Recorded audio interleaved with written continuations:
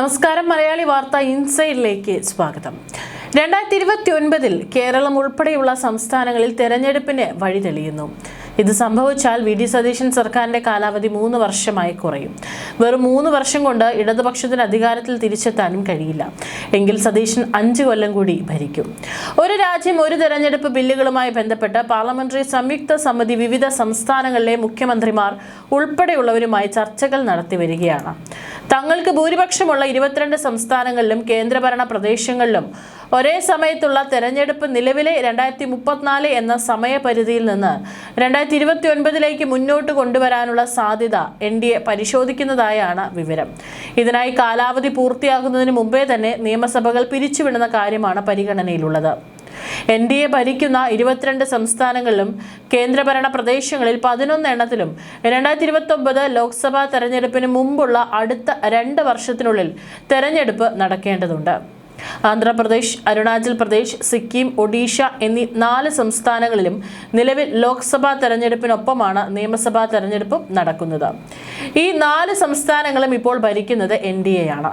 2034 ലോക്സഭയിലേക്കും എല്ലാ നിയമസഭകളിലേക്കും ഒരേ സമയം തെരഞ്ഞെടുപ്പ് നടത്താൻ വഴിയൊരുക്കുന്ന ബില്ലുകൾ പരിശോധിക്കുന്നതിനായി 2024 ഡിസംബറിലാണ് സമിതി രൂപീകരിച്ചത്. സംസ്ഥാന സർക്കാരുകൾ, നിയമസഭകൾ, അക്കാദമിക് വിദഗ്ധർ, നിയമവിദഗ്ധർ, വ്യവസായ മേഖല എന്നിവരുൾപ്പെടെയുള്ളവരുമായി സംവദിക്കാൻ സമിതി വിവിധ സംസ്ഥാനങ്ങൾ സന്ദർശിച്ചു വരികയാണ്. ഈ വർഷത്തെ ശീതകാല സമ്മേളനത്തിൽ സമിതി റിപ്പോർട്ട് സമർപ്പിക്കുമെന്നാണ് പ്രതീക്ഷിക്കുന്നത്.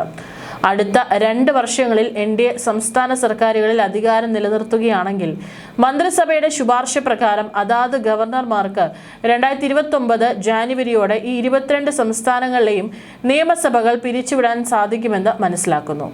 ഭരണഘടനയുടെ ആർട്ടിക്കിൾ 174(2)(b) പ്രകാരം നിയമസഭ പിരിച്ചുവിടാൻ ഗവർണർക്ക് അധികാരമുണ്ട്.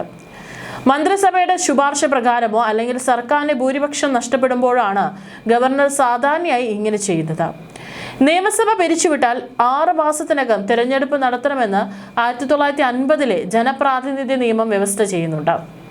സമിതിയുടെ പരിഗണനയിലുള്ള ഭരണഘടന 129 ബിൽ 2024, കേന്ദ്രഭരണ പ്രദേശങ്ങളുടെ നിയമ ബിൽ 2024 എന്നിവ പ്രകാരം ബിൽ അടുത്ത ഘട്ടത്തിൽ ഒരേ സമയം തിരഞ്ഞെടുപ്പ് നടത്തുന്നതിനായി പൊതു തെരഞ്ഞെടുപ്പിന് ശേഷമുള്ള ലോക്സഭയുടെ ആദ്യ സിറ്റിംഗിന് ശേഷം തിരഞ്ഞെടുക്കപ്പെടുന്ന എല്ലാ നിയമസഭകളുടെയും കാലാവധി വെട്ടിച്ചുരുക്കും. അതായത് ബില്ലുകൾ പാസ്സായാൽ ഏറ്റവും നേരത്തെ ഒരേ സമയം തെരഞ്ഞെടുപ്പ് നടക്കുക 2034 മാത്രമായിരിക്കും. ബില്ലുകളിൽ നിലവിൽ വ്യവസ്ഥ ചെയ്തിട്ടുള്ളതിലും നേരത്തെ ഒരേ സമയം തെരഞ്ഞെടുപ്പ് നടത്താൻ സാധിക്കുമോ എന്ന ചോദ്യത്തിന് ഇത് NDA മുഖ്യമന്ത്രിമാരാണ് തീരുമാനിക്കേണ്ടത്. ഈ വിഷയം സമിതിയുടെ പരിധിക്ക് പുറത്തുള്ളതാണ് എന്നായിരുന്നു സമിതി അധ്യക്ഷൻ PP ചൗധരി പറഞ്ഞത്. ചില BJP മുഖ്യമന്ത്രിമാർ ഇതിനകം തന്നെ ഈ നീക്കത്തോട് യോജിപ്പ് പ്രകടിപ്പിച്ചിട്ടുണ്ട്. സംയുക്ത പാർലമെന്ററി സമിതിയുമായുള്ള കൂടിക്കാഴ്ചയ്ക്ക് ശേഷം കുറഞ്ഞത് 4 മുഖ്യമന്ത്രിമാർ, അതായത് ഗോവ, ഉത്തരാഖണ്ഡ്, ഹരിയാന, ഡൽഹി ഒരേ സമയത്തുള്ള തെരഞ്ഞെടുപ്പിനെ പൂർണ്ണമായും പിന്തുണച്ച് രംഗത്തെത്തി.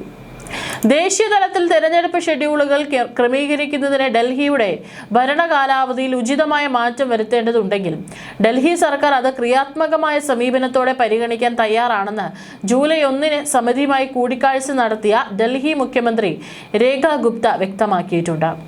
രാജ്യ താൽപര്യത്തിന് ആവശ്യമാണെങ്കിൽ അത്തരം സഹകരണം നൽകുന്ന മുൻനിര സംസ്ഥാനങ്ങളിൽ ഒന്നാകാൻ ഡൽഹിക്ക് കഴിയുമെന്നും മുഖ്യമന്ത്രി പറഞ്ഞു.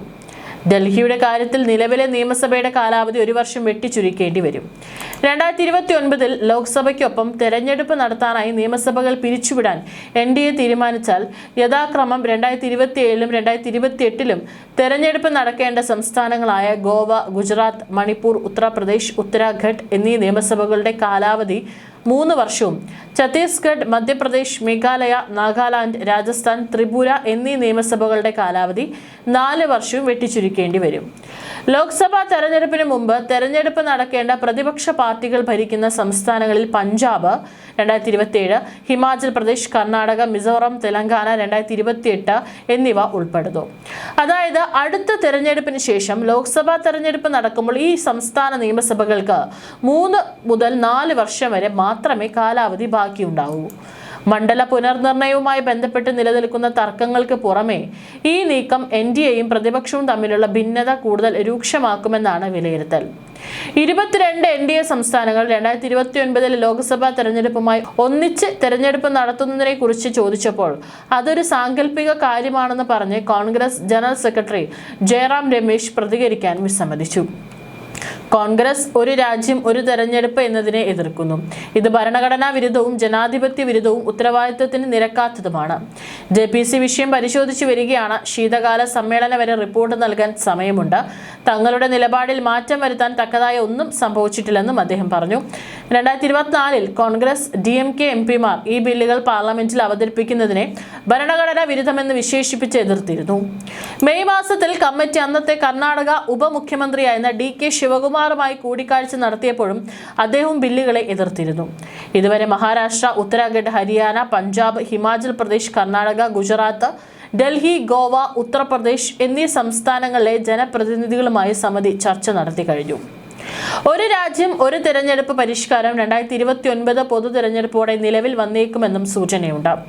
ഈ പരിഷ്കാരം നിലവിൽ കൊണ്ടുവരാൻ ആവശ്യമായ സംവിധാനങ്ങൾ ഒരുക്കിക്കൊണ്ടിരിക്കുകയാണെന്നും വിഷയവുമായി ബന്ധപ്പെട്ട ബില്ലുകൾ പരിഗണിക്കുന്ന സംയുക്ത പാർലമെന്ററി സമിതി അധ്യക്ഷനും BJP MPയുമായ PP ചൗധരി പറഞ്ഞു. ഗോവയിൽ സമിതിയുടെ 2 ദിവസത്തെ യോഗത്തിന് ശേഷം മാധ്യമങ്ങളോട് സംസാരിക്കുകയായിരുന്നു ചൗധരി. നിർദ്ദിഷ്ട തെരഞ്ഞെടുപ്പ് പരിഷ്കാരവുമായി ബന്ധപ്പെട്ട് സമവായത്തിൽ എത്തിച്ചേരുന്നതിന്റെ ഭാഗമായി രാജ്യമെമ്പാടുമുള്ള വിവിധ കക്ഷികളുമായി JPC കൂടിക്കാഴ്ച നടത്തിയതായും ചൗധരി പറഞ്ഞു.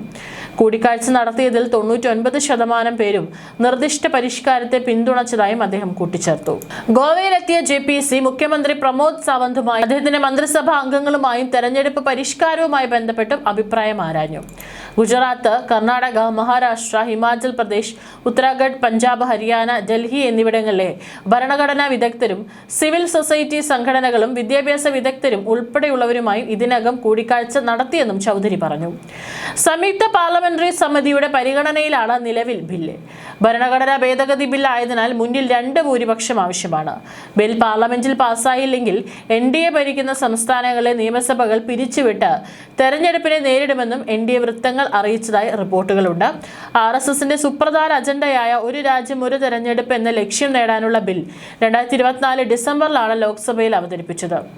ഇടതുപക്ഷത്തിന്റെ ഉൾപ്പെടെ കടുത്ത പ്രതിഷേധത്തെ തുടർന്ന് പിന്നാലെ സംയുക്ത പാർലമെന്ററി സമിതിക്ക് വിടുകയായിരുന്നു.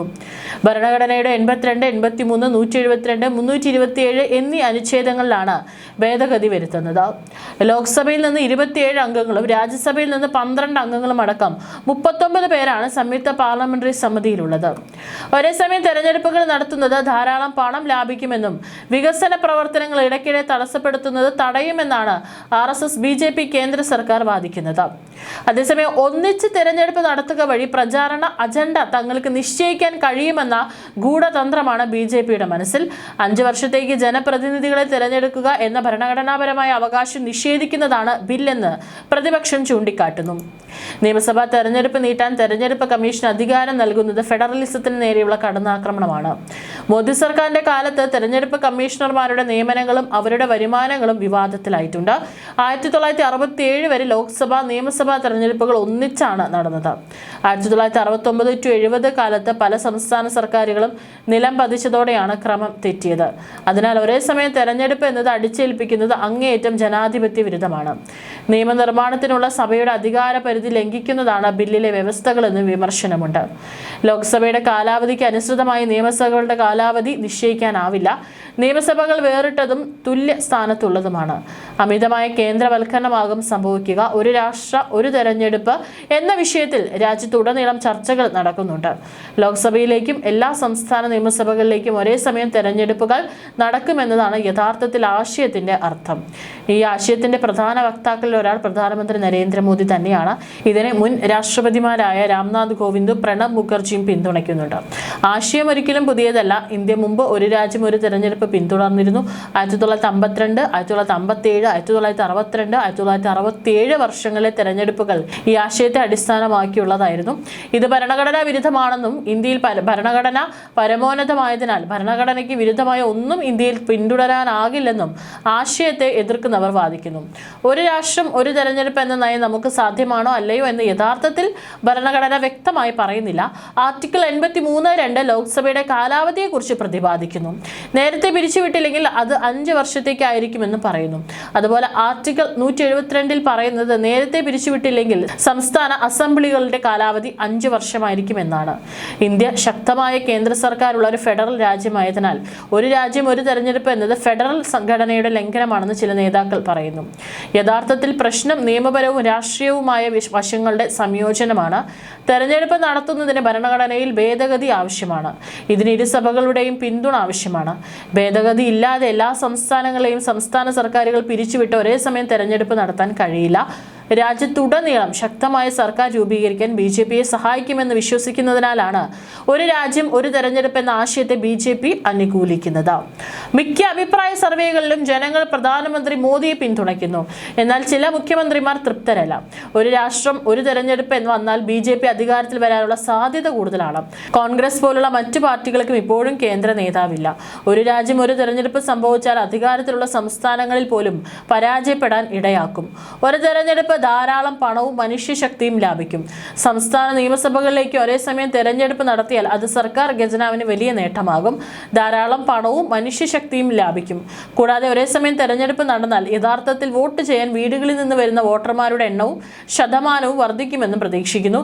ഈ നേട്ടങ്ങൾ രാജ്യത്തിന് മൊത്തത്തിൽ ഗുണം ചെയ്യും. കേരളത്തിലെ കോൺഗ്രസ് സർക്കാരാണ് ഇതിന്റെ പ്രത്യാഘാതം അനുഭവിക്കാൻ പോകുന്നത്.